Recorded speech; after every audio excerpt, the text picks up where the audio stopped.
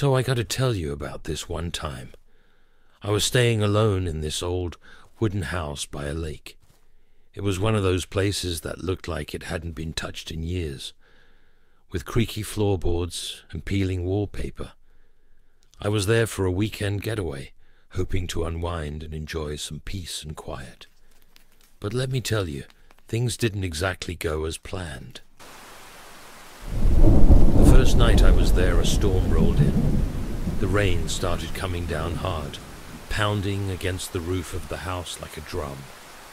I hunkered down inside, listening to the wind howling outside.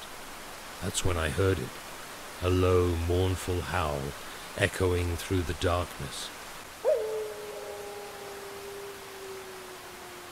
I figured it must be a stray dog caught out in the storm, so I didn't think much of it at first.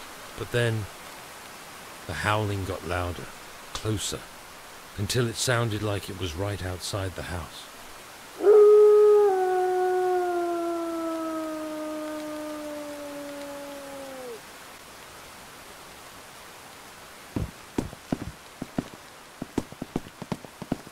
I went to the window and peered out into the darkness, but I couldn't see anything through the rain.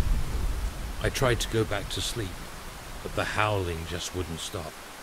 It was like it was calling out to me, begging me to come outside.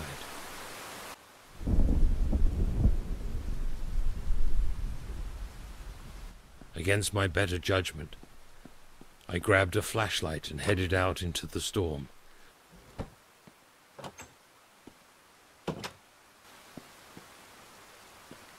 The rain was coming down in sheets, soaking me to the bone as I made my way towards the sound of the howling.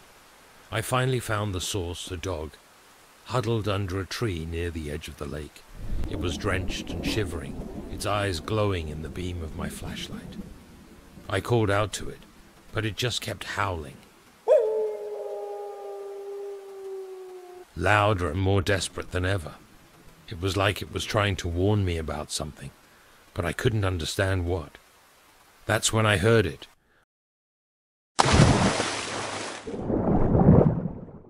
From the lake, followed by the sound of something moving through the water.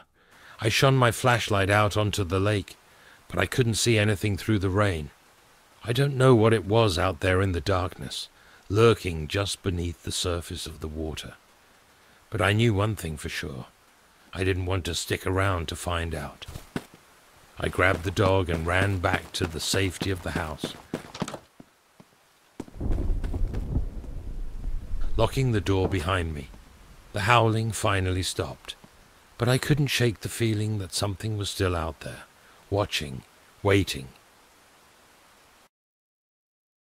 I spent the rest of the night huddled in the corner of the room, listening to the storm rage outside, and when morning finally came, I packed up my things and got out of there as fast as I could.